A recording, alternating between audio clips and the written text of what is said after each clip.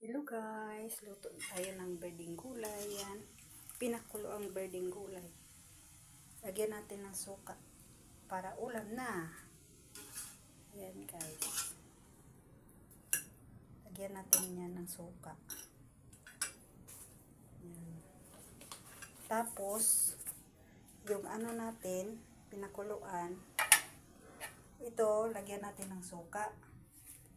Ito naman, lagyan natin ng lagyan natin to ng ang tubig na pinakuluan ng lagyan natin ng dahon din para sabaw.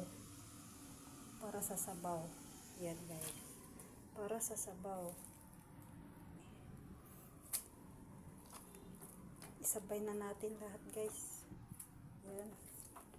Isabay na natin.